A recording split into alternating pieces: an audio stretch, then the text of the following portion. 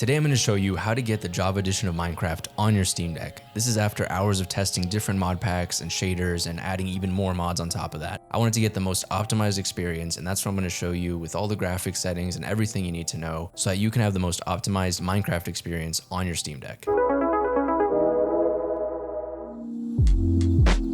I'll get into how to get different versions of Minecraft, but I'll be focusing on version 1.20.1 specifically for the Controlify mod, which I think is one of the better mods so you can use the joysticks and controls on the Steam Deck. To do this, I have a mouse and keyboard connected to the Steam Deck, but you can definitely do this with the on-screen controls and on-screen keyboard. The first thing we're going to do is head over to the desktop mode, and to do that, we're going to hold the Steam button, hit power, and switch to desktop.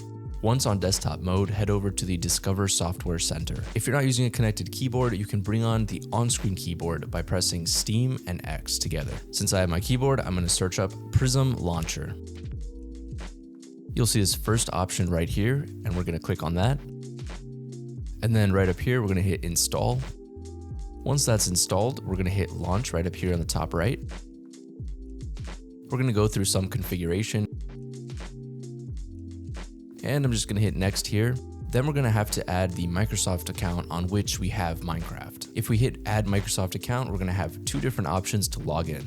Once you're logged in, you're going to see this page, and this is our Prism launcher. Now, it might look a little bit confusing, but the first thing we're going to do is head over to add instance. An instance is essentially different versions of Minecraft. You could do different mod packs and have multiple instances, and then when we launch a certain one, we can play it. And here you'll see the versions of Minecraft. Of course, the latest will be at the top, and you can scroll down to choose any that you'd like. This is great for compatibility with mods. At this point, you can add whatever version you'd like.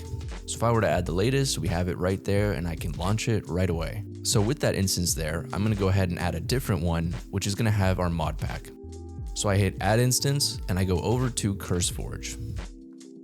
Here you'll see a bunch of different mod packs, and you can sort them by featured, popularity. For this video, I'm going to do fabulously optimized. And there it is. So I'm going to click on it. Down here, you'll see the version, and this is the version of that mod pack and the version of Minecraft that will run with that mod pack. And here I'm going to do 5.4.1 for version 1.20.1. There's our instance, and if I hit edit, I can still add mods, remove mods, and same for resource packs and shader packs. This particular mod pack has Controlify, and that works best on version 1.20.1, and that's specifically why I chose the mod pack, trying to get the best optimization out of Minecraft on the Steam Deck. And if we close this and hit launch, it's going to download required files, so we'll just let it do its thing.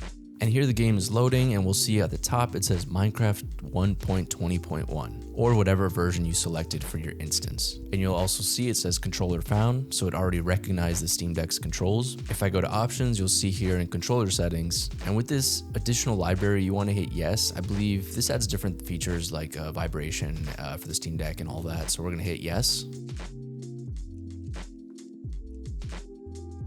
And here we can hit ready.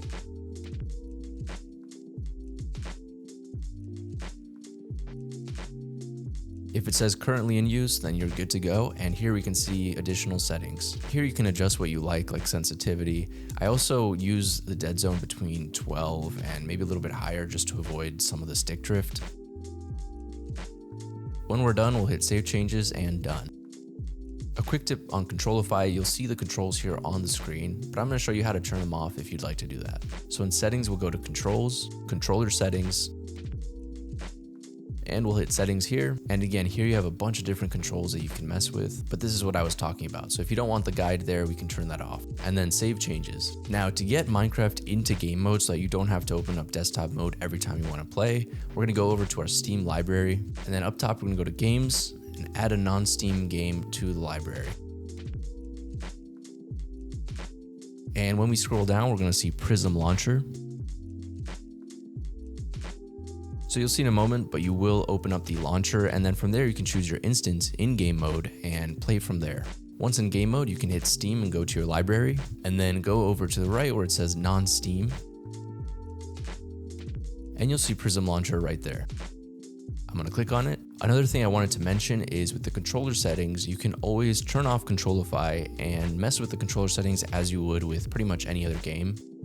You can also choose community layouts that other people have made for this launcher, or tweak it and make it your own. A lot of this is about testing, and you can choose the mod or to do controller settings, whatever works best for you. We have to keep in mind that we are on the Steam Deck, so we have a limited amount of buttons besides the on-screen keyboard, and that's why I chose Controlify. If we had too many mods, then we might have way too many keyboard commands to keep track of, unless you connect keyboard and mouse to your Steam Deck. And once we hit play, the launcher will open up. Once here, you can select whichever instance you'd like, and then we can hit launch. I think you can edit from here, but it gets a little buggy, so I recommend you go to desktop mode if you want to edit any of your instances. Once we're in, you might notice the screen is a little bit smaller, so we're going to go over to our options, to video settings. I believe here it's a bit finicky with controls, so you might just want to use the touchscreen. So I'm going to select here full screen. I'm going to hit apply, and you'll see it filled out to the full screen. Render distance, especially with shader packs, you probably want to keep around 6 to 8, maybe 9. So I'll leave it at 8 for now. Quality, you can change the graphics, you can turn off the clouds if you'd like. Just simple things to keep the game running well. And to save things, we just hit apply. And if you don't care too much about something like shadow distance, we can always lower that. I have it at 6 chunks right now. And I don't mess with too much more, but again, a lot of testing can go into this and you can see what works best for you. Now I'm going to show you the shader packs that I use and how to get them, and the mods that I use when I'm playing on the Steam Deck. And again, I'm using the fabulously optimized mod pack as a foundation. So I'm going to go to edit.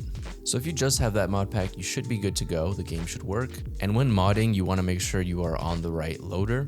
And in this instance, we're using the fabric loader. So for the mods that I'm going to be getting, I'm going to update the fabric loader to the latest version.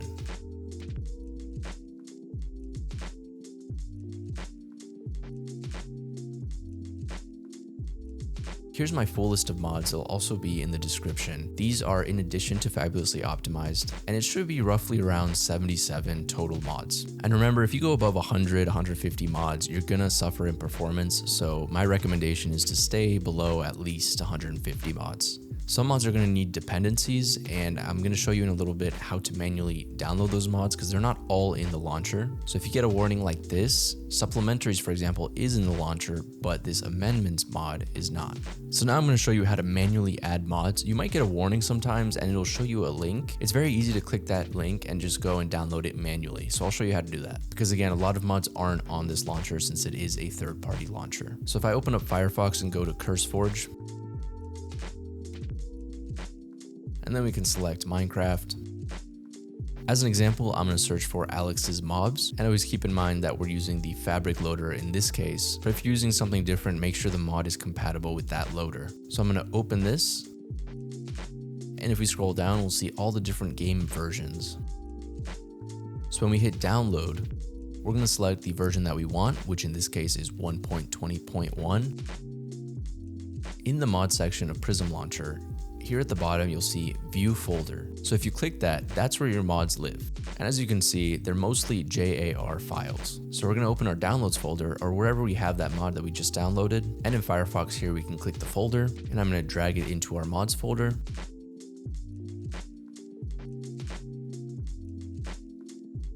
Click Move here, and that's it. So if you go to our mods list over in the launcher, you will see that it is here and it has been added.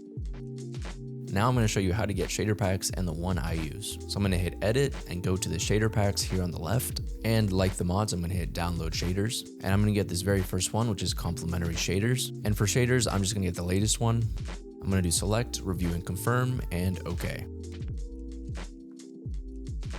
So this is the shader pack that we downloaded, and if I click on it, it'll enable it. The shader will work just like that, but we're going to go over to our shader pack settings to make sure that we get the best performance. And so here the big one is performance settings. For my purposes, I usually turn off water reflection quality.